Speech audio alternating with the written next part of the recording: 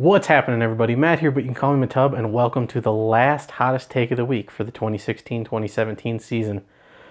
Sadly, we saw the Packers not do so well against Atlanta in the Georgia Dome. What are you going to do? Complain about it on the internet and make all kinds of hot takes, giving me something to do.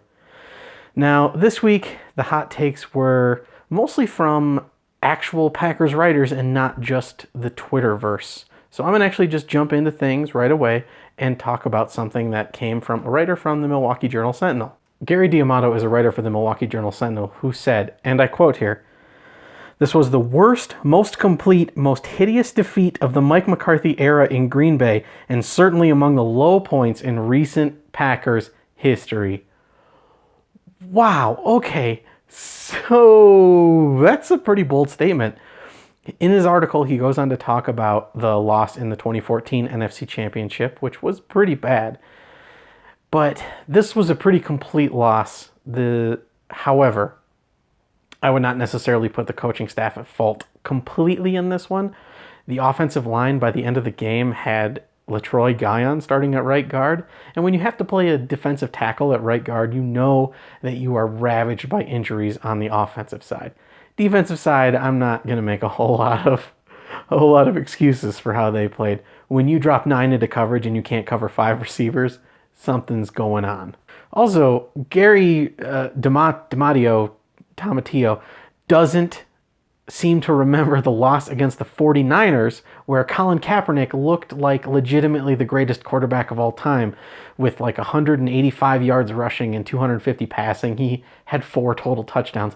I would call that probably the worst loss of the Mike McCarthy era. They got absolutely spanked by a player who eventually got benched for Blaine Gabbert.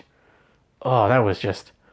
It's painful to even talk about. A lot of fans try and put that away, just like they try to forget the 2014 NFC Championship game. But what are you going to do?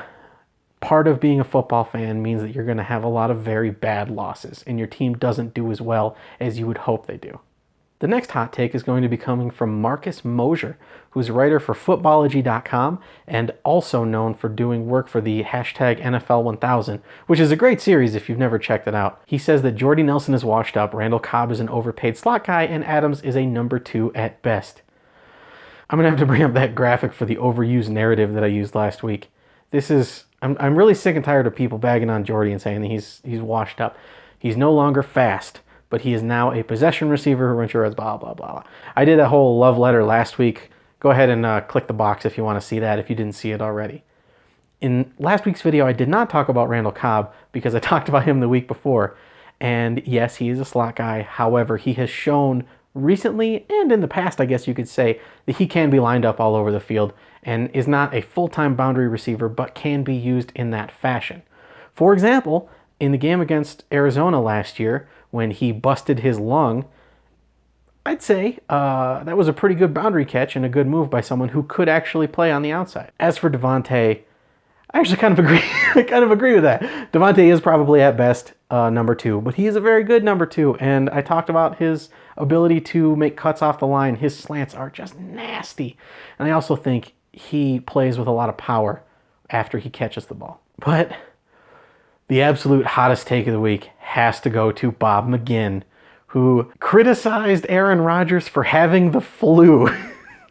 How dare someone from Wisconsin show flu-like symptoms and appear to be tired when they claim to be sick before the game? It's just, I can't even believe it.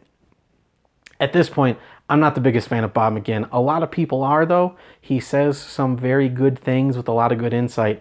But every once in a while, he just comes up with this old man yells at cloud mentality. He's like a personified crankshaft comic. It's just like if you're not Concrete Charlie playing two-way football for the Eagles, then you're just not good enough for Bob McGinn. And he goes on to say that Aaron Rodgers played average and you can't have a championship team like that. No, Aaron Rodgers played great. He played as best as he could. He had Falcons in his lap constantly. Like, oh, he didn't sense the pressure off the edge. I'm sorry, he thought that he was going to have pass protection off the edge, but instead he didn't.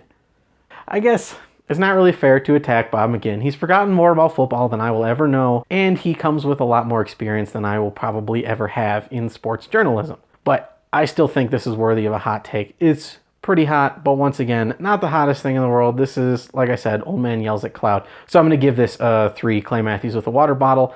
Pretty average hot take, especially coming from a guy who occasionally spits them out in his articles. All right, guys, that's going to do it for your last hottest take of the week for the season. I plan on continuing to do these in the off season, just not with the regularity that I have been due to, well, I mean, if there's no football to play, there's not going to be a lot of people talking crap. If you click the box right here, it will subscribe you to the YouTube channel, and that will really help us out. If you are subscribed to the YouTube channel, you can check us out throughout the off-season, and also the videos will continue to be posted on Acme Packing Company. I will try to scour the internet for the hot takes that you guys love and deserve.